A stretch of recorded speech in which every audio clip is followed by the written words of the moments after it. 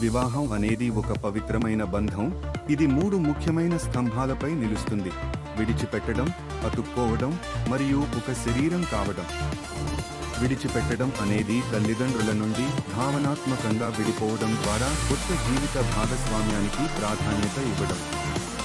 ఇది స్వతంత్రతను, నూతన బాధ్యతను సూచిస్తుంది. అతుక్కోవడం అనేది ఇద్దరి మధ్య ఉన్న అనుబంధాన్ని బలపరిచే కట్టుబాటు. ఇది ఒకదానితో ఒకటి జీవించాలనే నిర్ణయాన్ని ప్రతిబింబిస్తుంది.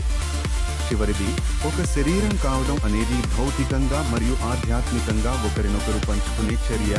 ఇందులో శరీరాలు, ఆత్మలు, ఆశయాలు, ఆలోచనలు మరియు బాధలు కూడా భాగమవుతాయి.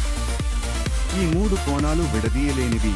ఇది కలిసి ఒక సంపూర్ణ త్రిభుజాన్ని ఏర్పరుస్తాయి. పిల్లలు లేకపోయినా వివాహం పూర్తి వివాహమే,